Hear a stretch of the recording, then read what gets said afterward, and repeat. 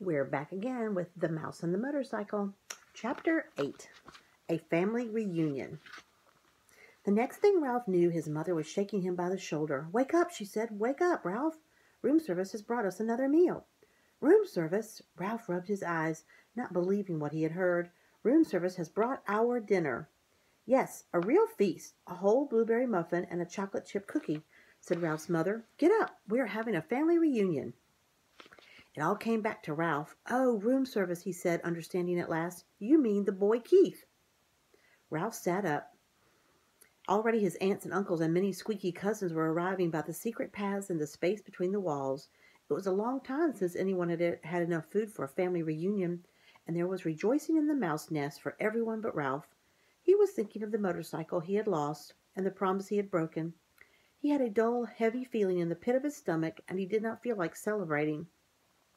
"Why, there's Ralph," squeaked Aunt Sissy, who thought she was better than the rest of the family because she lived in a bridal suite, where she led her relatives to believe riches of rice fell to the carpet when the bride took off her hat and the groom shook out his coat. The rest of the family knew Aunt Sissy was not as grand as she pretended to be, because very few brides and grooms came to this hotel these days. "My, how you've grown!" Ralph never knew what to say when people told him how he had grown. "Well, well, if it isn't Ralph," said Uncle Lester, who had a nest inside the wall of the housekeeper's office, where the maids dropped doughnut crumbs every morning at 10 o'clock. When there, they had had their coffee. "What's this I hear about you riding up and down the halls on a motorcycle?" Uncle Lester had a way of saying the wrong thing at the wrong time. "My land! Motorcycle," said Aunt Dorothy. "Isn't that pretty dangerous?" "Wouldn't mind riding one myself if I were a few years younger," said Uncle Lester. All the little cousins came crowding around Ralph. "Show us your motorcycle," they squeaked. "We want to ride it. Come on, give us a ride on your motorcycle." "Ralph, huh? Ralph, come on, Ralph, please." Ralph knew he was expected to be polite to all his relatives, even the squeaky little cousins. "Well," embarrassed and ashamed, he looked down at the floor. "I sort of lost the motorcycle in a pile of sheets and pillowcases." "Lost the motorcycle? Oh, Ralph!" cried his mother, genuinely alarmed. Ralph knew what she was thinking. Did this mean the end of room service? Did she have to go back to pilfering crumbs for his brothers and sisters? "That's a young mouse for you," said tactless Uncle Lester. "Can't take care of anything." "If anybody asks me, I think it's a good thing he lost it," said Aunt Dorothy. "Riding a motorcycle is just plain foolhardy." All the little cousins looked disappointed and sulky. "I don't care if he ever had a motorcycle," said one. "I bet he just made it up," said another, and the rest agreed. Ralph felt terrible. The family reunion swirled on around him. The muffin and cookie were divided. Cousins fought over the blueberries. Uncles, usually overweight uncles, asked for second helpings. Everyone talked at once. The little cousins finished their dinner and went racing around the mouse nest. The aunts and uncles raised their voices to be heard above the racket their children made. Suddenly there came from the knothole a noise that drowned out the squeaks and squeals of young mice at play. "Shh!" Not a mouse moved. They looked at one another, too terrified to speak. "Psst! Hey, Ralph, come on out," whispered Keith at the entrance of the mouse nest. Ralph's mother gave him a little shove, but no one spoke. With heavy feet, Ralph walked to the knothole, but he did not go out into room 215. "What do you want?" he asked. "You and your family better be quiet in there, or my mother will hear you. You know how she is about mice," Keith said. "I don't know why people say things are as quiet as a mouse. You sound like a pretty noisy bunch to me." Behind Ralph, his relatives began to tiptoe quietly away to their own homes, leaving his mother to do all the cleaning up. "Did you have a nice picnic?"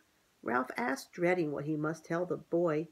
"Yes, we saw an old mining town with a real jail with bars on the windows." Keith reached into his pocket and pulled out something curved and hard and white, with a rubber band fastened to it with a piece of Scotch tape. "I brought you a present," he said. "Come on out." Puzzled and curious, Ralph squeezed through the knothole. "What is it?" he asked. Whatever the object was, he had never seen anything like it. "Half a ping-pong ball I found down in the game room," said Keith. "See? I padded the inside with thistledown and anchored the rubber bands to the top with Scotch tape." "What for?" Ralph still did not understand.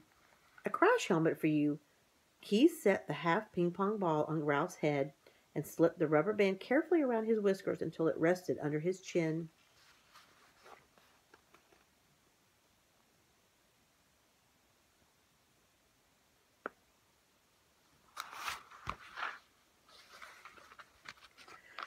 There, that's just right. You need it big, so there will be plenty of room for your ears. When you ride a motorcycle, you need a crash helmet.